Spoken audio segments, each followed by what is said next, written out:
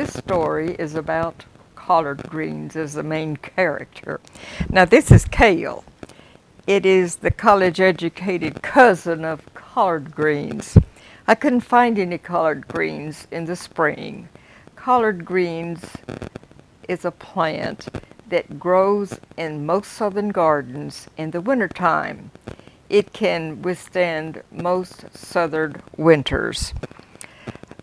It played an unusual role in the Depression of the 30s, the early 30s, and the mid 30s, when people had so little to eat.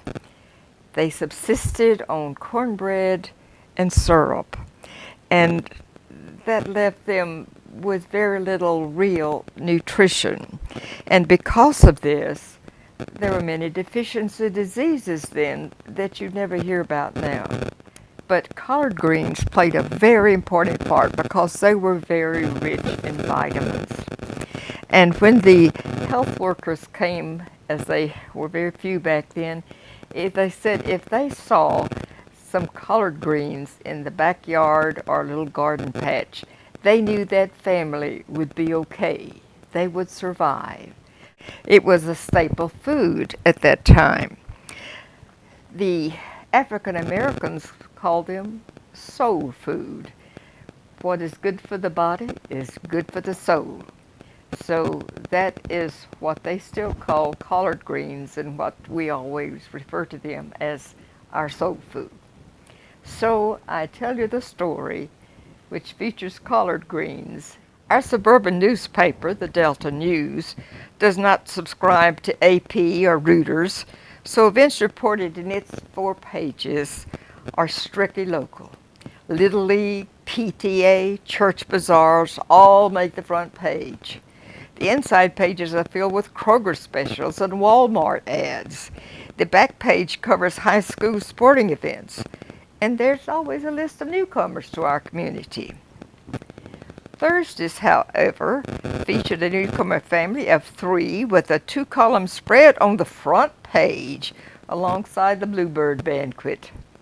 The man, Alan Rankin, was the new executive vice president of Electronics Lab where my husband works, so I read the article with great interest. Electronics was not doing well, and there was talk of a massive layoff. I had already made a mental list of those luxuries in my life which an unemployment check would not cover. My weekly trip to the beauty shop, Nina's ballet lessons, and Janet's week at twirling camp. Mr. Rankin had been sent from the parent plant to tighten up local management in an effort to prevent this cutback. I gave him my approval. One look at his photograph was a strong face, the portrait of a commander.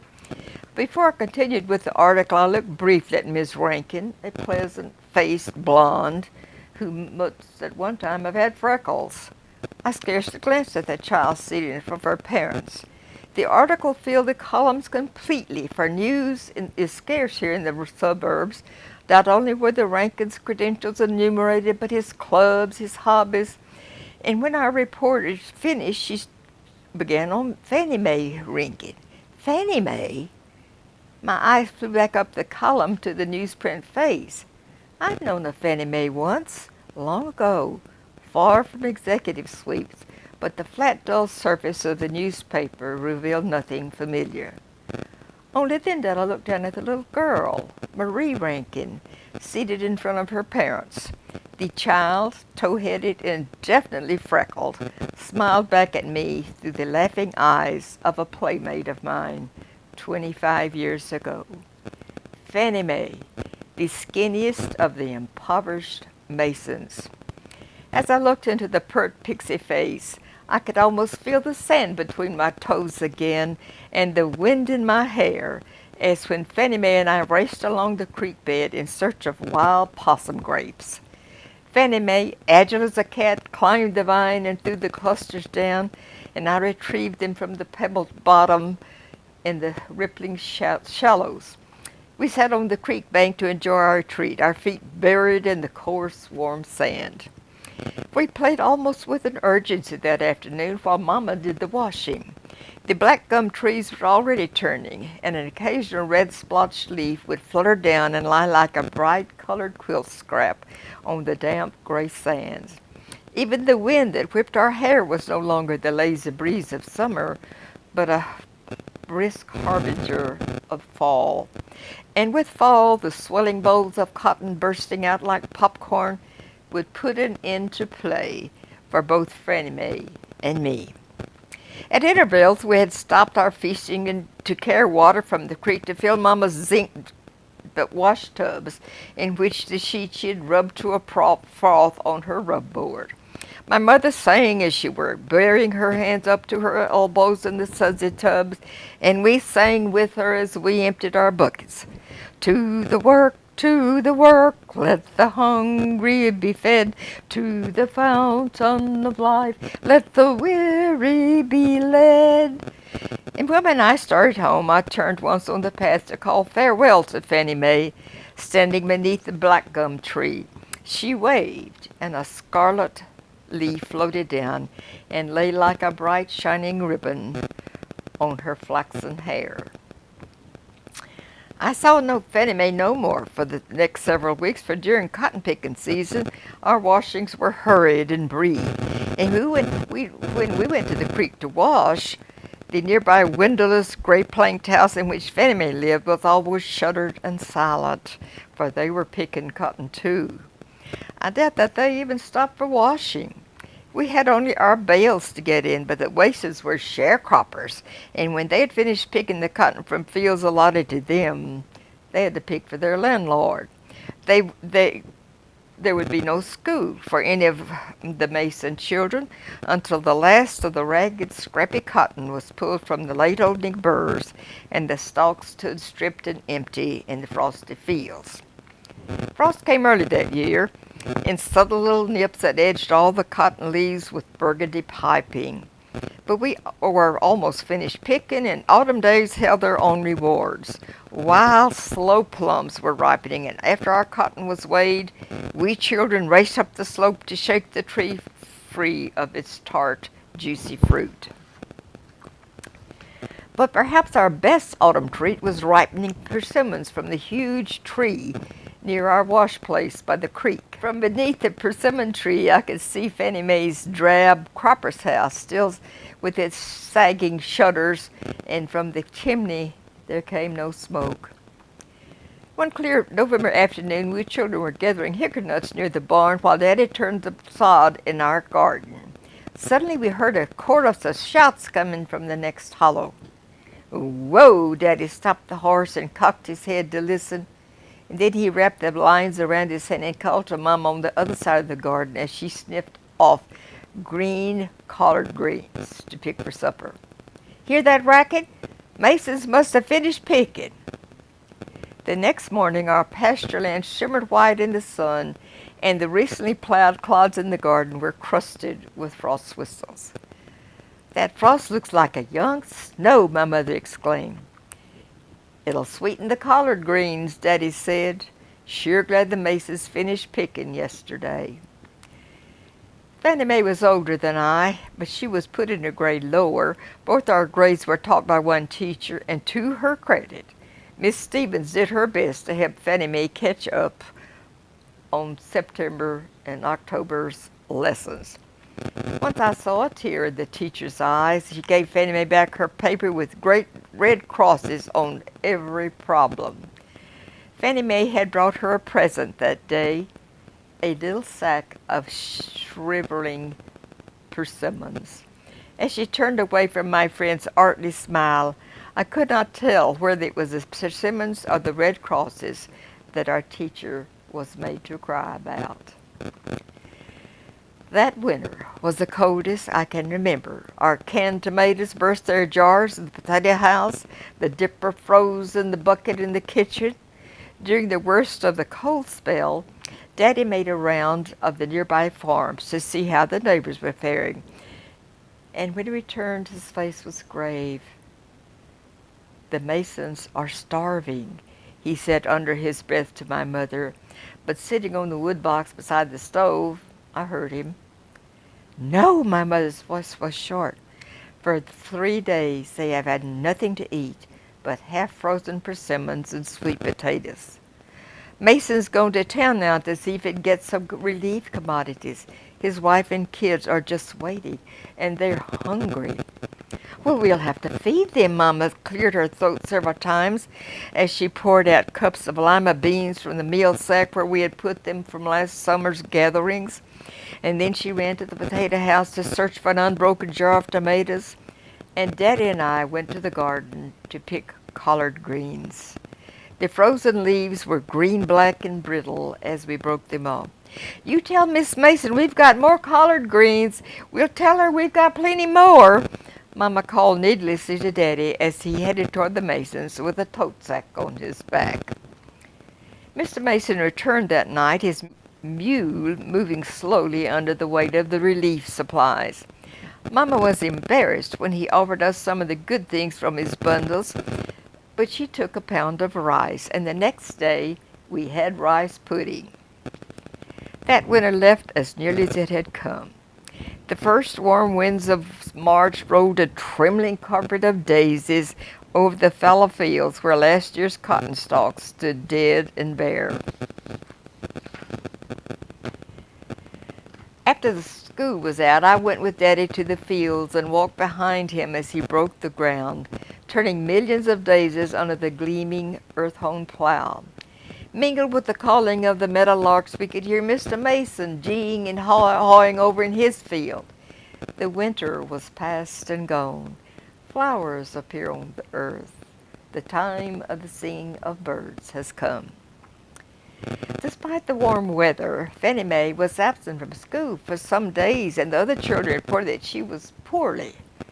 Then one day the county nurse visited the Masons and stopped by our house to talk to my mother. When I got home from school, Mama gravely explained that Fannie Mae had a sickness which the nurse had not named. I was never, Mother instructed, to take a drink of water at the Mason's house or eat anything at all handled by Fannie Mae. I nodded, for I seldom went to the Masons' cold drab shack, and when I did, they never offered me anything to eat or drink. Well, Fannie Mae recovered and returned to school, and one bright Saturday morning she came to our house and suggested we go dewberry picking.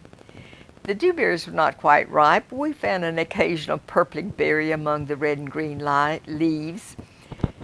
Look what a giant I found! Fannie Mae held back the grasses so I could see her prized specimen before she picked it. Then she extended her grimy, freckled little hand, offering the plucked berry to me. And suddenly I remembered my mother's warning. I jerked my hand back and said quickly, "No, you eat it." "Well, you can have it," Fannie Mae offered again, holding it out with two hands this time. It was then that I noticed the scaly red splotches on both of her outstretched arms. "I don't want it. It's your berry," I said gruffly. Well, Fannie Mae ate the berry slowly, with a hurt look in her eyes. We looked for berries a while longer, but soon went to our house, for the magic had gone from our morning. The next week, the deluge began. It rained and rained and rained. The new sprouted corn turned yellow, and the cotton seeds rotted in the ground. After the rain slackened, Daddy waded about the soggy fields, poking down in the earth as if any of the cotton might survive. But Mr. Mason took one look at his flattened rows and watercourse furrows and began loading their few household possessions into his wagon. Last year had been a good year, yet in the winter they had almost starved. This year's crop held no promise at all. I stood on the porch and watched them as they passed our house in the midst of early morning.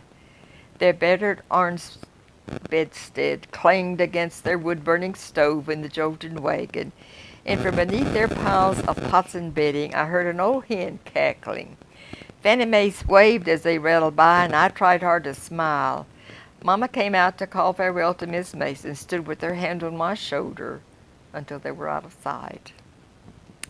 I do not know where the Masons went, for I never saw any of them again. Only twice since those days, 25 years ago, do I remember any thoughts of them at all. The first thought of them came in my health class when we were studying deficiency diseases. There I learned of pellagra, the butterfly disease. Pellagra is not contagious, my book told me, but is brought on by deficiency of vitamin B1 or niacin found in meat and other protein foods. The victim is pale, the skin becomes thick and rough, and after being in the sun, identical red splotches may appear on both arms and legs or other parts of the body. Once again, I saw the little red splotched arms and the great purple berry in Fannie Mae's outstretched arms. The last time I thought about Fannie Mae was some years later when I was introduced to the writings of William Faulkner. Once when he was describing a poor white trash family, I knew as well as he had called them by name that he was describing the Masons. I protested in class, but he only shows one side. People can be poor and ignorant and still be kind and good. I know they can. The teacher gave a condescending smile at this display of ignorance. Faulkner is filled with symbolism, she said, but that was lost on me, for we had eaten rice pudding and the Masons had eaten collard greens. And now Fannie Mae had come to my town. I knew it was she. I was filled with a wild desire to identify myself. But how could I, the wife of an hourly wage earner, go knocking on the door of the executive vice president and chat about possum grapes and collard greens? Filled with thoughts of past and present, I had a good ball right there in the kitchen. And then I clipped the picture out, and at supper I tried to share it. I think I must have once known this Miss Rankin, I began, holding up the clipping. Who's she? Asked Janet, adjusting her miniskirt. The wife of the anti-ax-man, her dad informed her dryly. She looks like old Paris Hilton. Go no, Nina giggled. I folded the clipping and tucked it into my pocket. Kroger is always busy on Saturday, and I seldom shop then, but bananas were on special, so I popped in to get some, and some milk. Hurrying along the produce aisle, I passed a tall, slim woman standing in front of the vegetable bins. I pulled up short, almost bumping into her grocery cart when I recognized her. Fannie Mae looked up when I stopped and smiled in an impersonal way. Here was an opportunity I had not expected, a casual meeting in the grocery store where I could introduce myself. But the words stuck in my throat, for my eyes were riveted to Miss Rankin's well-manicured hands. And then she held a bunch of collard greens. She broke the smell, remarking pleasantly, "Aren't these fresh-looking?" "Very fresh-looking," I agreed mechanically. "I love collard greens," she continued. "They taste so good in the dead of winter." My heart swelled within me, and I feared I would disgrace myself and weep. "They are sweetest after frost fall," I replied huskily through the ache in my throat. Fannie Mae hesitated a moment and put the collards back in the bin. "I won't take them," she confided. "I'm the only one in my house who likes collard greens."